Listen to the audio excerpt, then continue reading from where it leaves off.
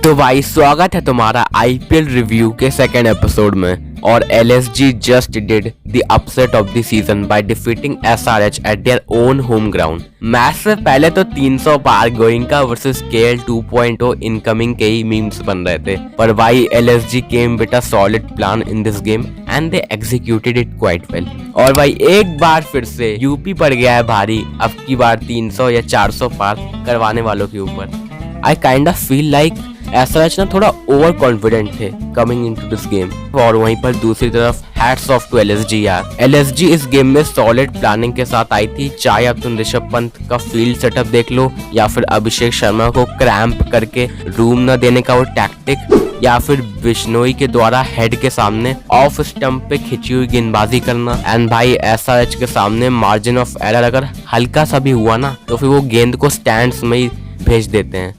तो कई बार कल अगर हल्की फुल्की चूक हुई है ना बॉलर्स से तो फिर एसआरएच ने कई रन स्कोर करे हैं उस टाइप की बॉल्स पर। And coming into this game Rishabh Pant was quite confident. I mean पहले तो टॉस जीत के बॉलिंग करना, उसके बाद टीम में केवल 5 बॉलर्स को खिलाना। भाई LSG needs to change this template, क्योंकि ठीक है आज ये डिसीजन बैकफायर नहीं किया समाउ, बट मॉडर्न टी20 में एटलीस्ट 6 बॉलर्स तो होने ही चाहिए, वरना अगर किसी का दिन खराब हो जाएगा तो फिर काफी प्रॉब्लम्स हो सकती हैं। इसलिए शहबाज अहमद की जगह अब्दुल समद को लाने का डिसीजन उतना सही नहीं है इन माय ओपिनियन। खैर कल इसी कॉन्फिडेंस और प्रॉपर प्लानिंग की वजह से समाउ एलएसजी वॉन। एंड यार कल हेड के 2 कैचेस ड्रॉप हुए थे, बट उसके बाद भी he was only able to play an impactful knock instead of a long one. और ईशान किशन और क्लासन का विकेट तो काफी अनलकी था आई गेस हैदराबाद के लिए, cause Klaasen was looking good yesterday, but Nitish Reddy just played a very slow anchor innings but then completely gave away his wicket. By the way run out में भी थाला फॉर ए रीजन हो गया। And कल लखनऊ ने fielding बहुत बेकार करी यार। आई मीन 2 ड्रॉप कैचेस और कई मिसफील्ड्स भी हुई, बट बॉलिंग बढ़िया थी। और एक अच्छी बात ये थी कि ऋषभ पंत ने कल शार्दुल ठाकुर को पूरे 4 ओवर दिए। एंड भाई what a redemption from being unsold to holding the purple cap. और पोस्ट मैच में आके कुछ ज्यादा ही फायरी स्टेटमेंट नहीं दे दिया। Bye the way orange cap तो दिख भी नहीं रही है इस पिक में हेड के पास। ऑल्सो कल प्रिंस ने भी बढ़िया बॉलिंग करी, बट कल के गेम में आई वुड से एसआरएच के लिए भी कुछ पॉजिटिव्स थे, जैसे कि अनिकेत वर्मा की इम्पैक्टफुल नॉक। और भाई कल कमिंस का कमबैक हुआ फाइनली, क्योंकि इससे पहले लास्ट गेम में 60 रन पड़े थे एंड पिटाई खूब हुई थी। बट इस मैच में पहले तो आते ही 3 बॉल पे 3 6 और फिर बॉलिंग में 2 क्रूशल विकेट्स पूरन और मार्च के। एंड अभिषेक के पहले ओवर में तो रनआउट का भी चांस बना था, बट अभिषेक स्टंप्स के क्लोज नहीं थे। तो कल अगर एसआरएच की सेकंड इनिंग्स में कोई भी कमबैक का चांस था ना, उसके पीछे का रीजन काइंड ऑफ कमेंट्स ही था। बट यार कल सिमरजीत ने खराब बॉलिंग करी unfortunately, unlike the first game. और यार कल केवल मार्करम अपनी एक्स फ्रेंचाइज के साथ लॉयल था, वरना पूरन और समझ तो पूरा बदला निकालने में लगे हुए थे।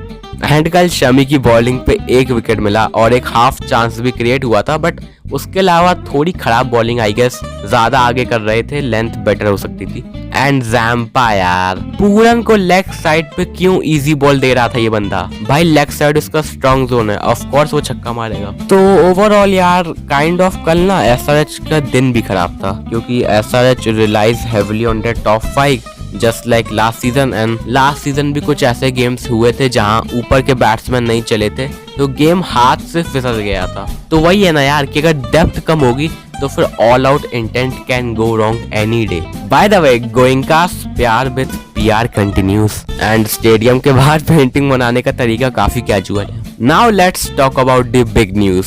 आई mean MS Dhoni is going to do a podcast. भाई 2025 में इससे ज्यादा क्रेजी कुछ और हो सकता है क्या? तो राज शमानी के साथ Dhoni will release a podcast soon. And actually Dhoni अपना खुद का कोई ऐप लॉन्च कर रहे हैं, तो उसी के प्रमोशन के लिए आई गेस ये सब हो रहा है। तो चलो अब थोड़ी बात बाकी गेम्स के भी कर लेते हैं, ऊपर से, ज्यादा डिटेल में नहीं, वरना वीडियो लंबी हो जाएगी। और यार तुम लोगों की अटेंशन स्पैन की तो मैं क्या ही बात करूं।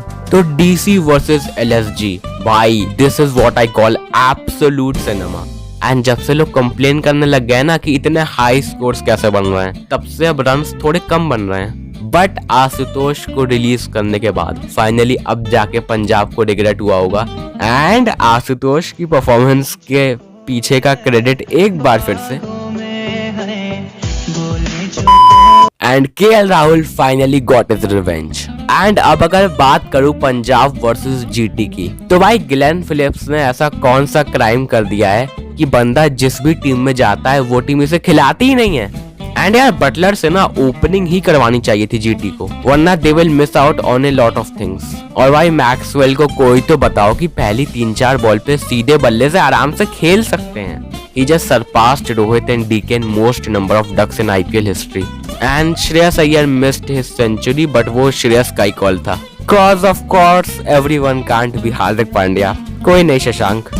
And finally RR versus KKR। भाई काफी बोरिंग मैच था यार, बट नारायण के चेकिंग एलिगेशंस ऐसे कुछ ज्यादा ही सीरियस हो रहे हैं। और KKR ने जो 97 ग्रेटर देन का ट्वीट करके जो आग लगाई है ना भाई, दो फैन बेसेस के बीच में। बट सीरियसली यार, ये 2 दिन में 3 बार 97 नॉट आउट कैसे बन गए? कहीं जय शाह ने इस बार गंभीर को तो हायर नहीं कर लिया एज स्क्रिप्ट राइटर ICT के ऑफ सीजन में? और भाई रियान पराग के इतने डाई हार्ड फैंस भी हैं। क्या ऐसा भी हो सकता है कि वो बंदा पराग के पैर पड़ रहा हो कि भाई प्लीज RR की कैप्टेंसी छोड़ दे, वरना हमारी टीम की ऐसी तैसी हो जाएगी। बट इस सिचुएशन के ऊपर मीम्स ना बहुत खतरनाक बने।